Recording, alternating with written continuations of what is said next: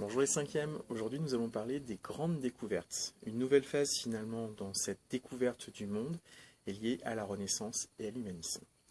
Si on prend tout ce qu'on a vu jusqu'à présent, si vous vous souvenez bien, 1492, c'est l'époque où la Reconquista s'est terminée en Espagne. On a chassé les derniers musulmans de Grenade, l'Espagne est reconquise, c'est devenu une terre chrétienne, et là, les rois catholiques, Ferdinand d'Aragon et Isabelle de Castille, se posent la question de comment étendre les frontières de notre royaume. Un autre royaume s'est posé la même question un petit peu plus tôt, c'est le royaume du Portugal, qui très rapidement s'est trouvé bloqué par les Espagnols qui les ont empêchés de s'étendre. Ces deux peuples, ils vont donc décider d'aller explorer ce qu'il y a autour de leur région. L'un des grands princes emblématiques du Portugal, il va s'appeler Henri le Navigateur, et il va financer énormément d'expéditions pour aller voir quelles sont les îles, quelles sont les terres qui sont au sud de la péninsule ibérique, même au sud finalement des zones musulmanes, et c'est ce qui permettra de découvrir Madère, les Açores, les Canaries, par l'un ou l'autre des royaumes. Ces Portugais, ils vont petit à petit faire le contour de l'Afrique. Ils ne vont pas chercher à aller à l'intérieur des territoires, ils n'en ont pas les moyens, ils n'en ont pas l'envie. Par contre, leurs bateaux, qui sont beaucoup plus modernes qu'auparavant, qui sont ce qu'on appelle des caravelles, avec un fond plus plat, donc qui tiennent mieux la mer, vont permettre de dresser des cartes juste des littoraux. Alors pas une carte où on vous fait le contour, une carte où on met des mots. Ici vous trouverez de l'eau, ici il y a des pirates, ici il y a des problèmes, ici il peut y avoir des poissons. Et tous ces petits mots additionnés donnent l'impression d'avoir un contour. C'est ce qu'on appelle un portulan. C'est une invention, alors pas que des Portugais, les Génois faisaient exactement la même chose aussi. Mais ça va leur permettre de dresser des cartographies du sud du monde finalement inconnu à cette époque et de créer finalement de nouvelles connaissances. Ça, c'est quelque chose qui aura son importance, puisque de la même manière, c'est ces Portugais, ces Espagnols qui vont donner petit à petit le nom à certaines de nos lignes imaginaires. Le tropique du Cancer, le tropique du Capricorne. Je vous avais expliqué l'année dernière pourquoi on avait donné ce nom-là à l'un et à l'autre. Ils vont donc découvrir les côtes africaines, passer le cap de Bonne-Espérance et se lancer à la découverte, finalement, de l'océan Indien. Les Espagnols, pendant ce temps-là, eux aussi, ils vont lancer des expéditions. Ils vont jouer sur beaucoup de choses. Découvrir de nouvelles terres, je vous l'ai dit. Leur but, c'est aussi de trouver de nouvelles richesses. Convertir de nouvelles personnes au christianisme. Leur but, c'est quand même, à terme, de reconquérir Jérusalem. Donc l'idée de lancer, finalement, des bateaux un petit peu partout, ça sera de trouver des alliés, contourner le monde musulman, pour pouvoir combattre l'islam. On pense notamment qu'en Afrique, il y aurait, soi-disant, le royaume du prêtre Jean, un royaume catholique qui pourrait aider. Alors de nos jours, on pense que ça pourrait être l'Éthiopie, mais on n'a pas de preuve de son existence. Ces grandes découvertes, le personnage emblématique, bien sûr, c'est Christophe Colomb. Christophe Colomb, en 1492, il a hérité de 3 bateaux fournis par les Espagnols. Il est parti en direction de l'ouest en se disant qu'il va arriver comme ça, en Chine, en Cathay, ou au Japon, Cipango, ou en Inde, pour trouver des grandes quantités d'épices, des grandes quantités de richesses. Alors, il s'est basé sur les textes de l'Antiquité, les textes des anciens. Il est parti sans problème. Par contre, il avait calculé une terre beaucoup plus petite que réellement, et c'est par hasard qu'il tombe sur un nouveau continent. Lui sera persuadé qu'il est arrivé en Asie. Ce ne sont que par la suite qu'on va réaliser que non, il est arrivé sur un nouveau continent qui prendra le nom d'un autre explorateur, Amérique d'Americano Vespucci. Christophe Colomb, il va donc ouvrir la voie aux Espagnols pour venir s'implanter dans ces régions-là. Tout ça, ça va leur permettre aussi de faire venir de l'or, de l'argent, des métaux qui manquent cruellement en Europe. On fait venir des populations, on fait venir des Indiens qu'on exhibe, un peu comme on exhibe des animaux dans des cages. On fait venir de nouveaux produits. On va implanter de nouveaux territoires, la Nouvelle-Castille, la Nouvelle-Aragon. Tout ça au nom du roi d'Espagne, ou des rois d'Espagne, puisque ça va prendre ce nom-là, et on va mettre en place de véritables empires coloniaux. Alors les Portugais, eux, ils continuent leur route.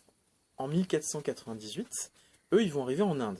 Vasco de Gama découvre Goa et réalise qu'en contournant l'Afrique, on peut arriver en Inde. Il va revenir avec 3 tonneaux remplis de poivre et de quelques épices, et ces 3 simples tonneaux vont assurer sa fortune. À partir de là, les Portugais et les Espagnols veulent contrôler ces nouveaux territoires. Ils veulent surtout que les autres pays d'Europe ne se mêlent pas de leurs histoires. Ils vont commencer par se partager le monde en deux.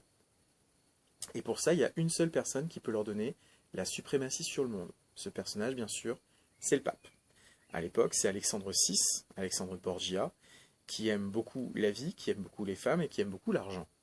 Donc, en payant le pape, ils vont obtenir que celui-ci coupe le monde en deux, en suivant certaines lignes imaginaires, pour donner tout l'ouest aux Espagnols et tout l'est aux Portugais. Alors les Portugais, ils vont changer un petit peu ce traité, parce que quand ils ont navigué, ils ont suivi le Gulf Stream, donc ce courant sous-marin qu'on trouve en Atlantique, et ça leur a permis d'apercevoir des terres, l'actuel Brésil. Donc ils vont simplement décaler légèrement la ligne avec les Espagnols en s'accordant avec eux, en échange de quoi les Espagnols, plus tard, quand ils auront fait le premier tour du monde en 1520 avec Magellan, ils vont obtenir des terres en Asie qui s'appellent de nos jours les Philippines, du nom de roi d'Espagne, Philippe II. Donc nos Espagnols, nos Portugais, sont en théorie les seuls habilités à pouvoir découvrir ce monde. Les Portugais, la situation est un petit peu plus difficile pour eux. Eux, ils veulent faire du commerce, ils n'ont pas beaucoup de population chez eux, donc leur but, c'est pas d'implanter des populations sur place. En plus, toutes les terres qu'ils découvrent, souvent, il y a des peuples relativement puissants, des royaumes, des empires, donc ils préfèrent implanter ce qu'on appelle des comptoirs, des petits quartiers, des petits ports, au milieu d'une ville, et ils font du commerce, des échanges avec les autres populations. Ça leur apporte énormément d'argent, ça leur coûte pas très très cher, puisqu'ils n'ont pas à maintenir des défenses actives. Par contre, il faut qu'ils fassent de la diplomatie avec ces peuples. Ça va leur permettre de faire venir de l'or, de Côte d'Ivoire, ils vont faire venir beaucoup d'épices qui viendront d'Inde, d'accord, et ils vont implanter quelques colonies de peuplement au Brésil principalement. D'accord ? De l'autre côté, les Espagnols, eux, ont beaucoup de population, puisqu'ils sont habitués depuis la Reconquista à avoir beaucoup d'enfants, sauf que normalement, il y avait une forte mortalité avec les combats. Là, c'est plus le cas. Donc, ils vont pousser une partie de cette population à aller s'installer dans les nouvelles colonies, en Amérique.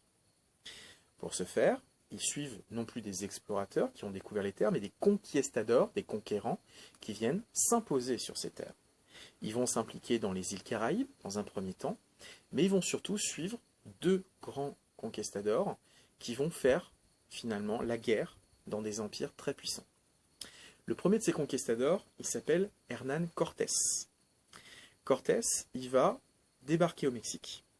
Première chose qu'il va faire, c'est détruire ses propres bateaux pour montrer à ses hommes que ils ne pourront pas revenir en arrière, donc il faut lutter pour gagner les terres au nom du roi d'Espagne. Et il va profiter finalement de rencontrer le peuple local, les Aztèques, et surtout de profiter de la mythologie aztèque. Alors si je fais un petit retour en arrière, ces Aztèques, c'est un empire relativement récent, un ancien peuple d'esclaves qui s'est libéré, qui part du principe qu'ils ont un dieu qui s'appelle Quetzalcoatl, le serpent à plumes, qui, à un moment de leur histoire, est parti en direction de l'Est, en leur disant qu'il ne reviendrait que lors de la fin du monde pour les sauver. Quetzalcoatl, dans ses représentations, il est l'ami des animaux sauvages, il est aussi de peau blanche et poilu, alors que les Indiens, les Amérindiens ne sont pas poilus. Ce qui fait que quand ils vont voir arriver ces Espagnols, juchés sur des chevaux, qu'ils prennent pour des dragons, avec leur capacité de contrôler la lumière, puisque le soleil se réverbère sur les armures, de faire parler le tonnerre, la poudre, ils les prennent pour Quetzalcoatl qui revient les aider. Dans leur calendrier, ils pensaient qu'ils arrivaient en plus à la fin de leur monde. C'était pour eux la fin du quatrième, pardon.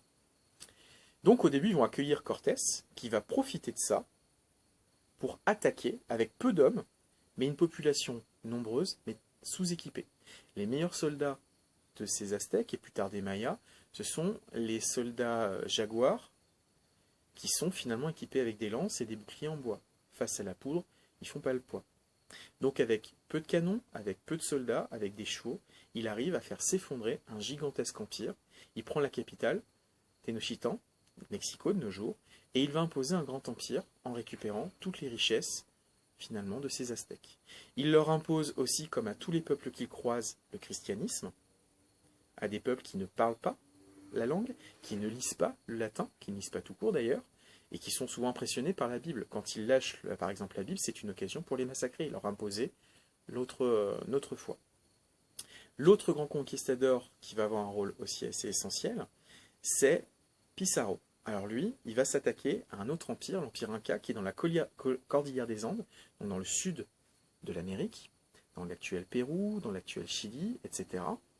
C'est un empire puissant, qui s'est constitué sans chevaux, sans la connaissance de la roue, mais avec des messagers qui sillonnent tout l'Empire. Pizarro va capturer le grand Inca, l'empereur, va imposer à la population de lui donner de l'or pour le libérer, mais va les trahir et va détruire leur empire. Les Espagnols, ils ont été extrêmement violents dans leur conquête de l'Amérique. D'autant plus qu'en arrivant sur place, ils sont soi-disant choqués par la propre violence des locaux. Les Aztèques, notamment, font des sacrifices humains pour allumer le soleil, ça choque les Espagnols, mais ils vont en profiter finalement pour être eux-mêmes violents et imposer aux Aztèques, aux Incas, aux Mayas et à d'autres peuples de travailler dans les mines, de travailler dans les plantations, parce que les Espagnols qui viennent, eux, ils n'ont pas envie de travailler. Donc ils font faire ça par des esclaves.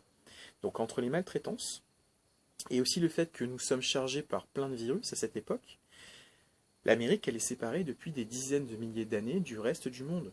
Donc les Indiens, ils ne sont pas, finalement, armés contre certains de nos virus. Ça va être une hécatombe. La population amérindienne va s'effondrer et il va falloir trouver de nouveaux esclaves. Et on va se servir d'un passage de la Bible qui parle de peuples à la peau aussi noire que leur âme pour trouver ce prétexte pour dire « nous allons aller chercher des Africains pour les faire travailler en Amérique ». On se servait tout simplement du fait que les musulmans faisaient déjà la même chose depuis très longtemps. Donc on va aller capturer des Africains, on va pousser les tribus à se battre entre elles pour nous vendre directement les populations, et on va ramener comme ça des millions de populations en Amérique pour travailler pour nous dans des conditions sordides.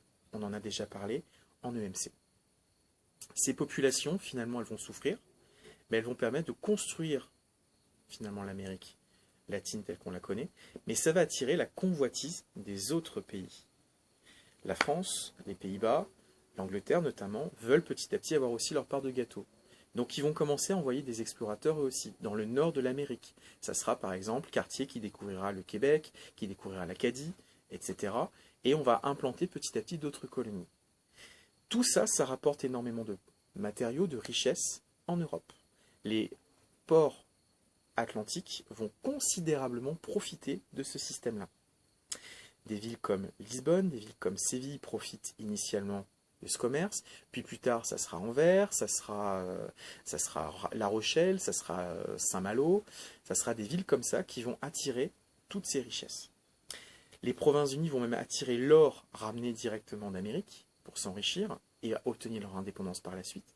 Ce qui fait que beaucoup de nos villes actuelles, notamment en France, qui sont très jolies, qui sont assez bourgeoises, comme Nantes, comme Bordeaux, comme La Rochelle, en fait, elles ont construit leur richesse sur la vente des esclaves. Ça va mettre en place ce qu'on appelle un système triangulaire. En Europe, on envoie la pacotille, des choses de peu de valeur en Afrique, contre des esclaves noirs qui sont envoyés en Amérique, et d'Amérique, on renvoie des produits agricoles, des matières premières, des minerais pour l'Europe. Vous en connaissez un certain nombre de ces produits dans ce commerce triangulaire qui viennent en Europe. C'est le moment où on va voir l'arrivée de la tomate, qui initialement servait uniquement à décorer les jardins, la pomme de terre, qui mettra beaucoup de temps à se développer comme un produit. On pensait que comme ça poussait sous la terre, c'était dangereux.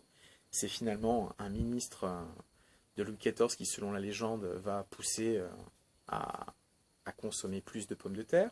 On va avoir les dindes qui vont arriver, le tabac, le sucre, et aussi, donc je vous l'ai dit, beaucoup d'or et d'argent. À l'inverse, on envoie aussi certains de nos produits là-bas.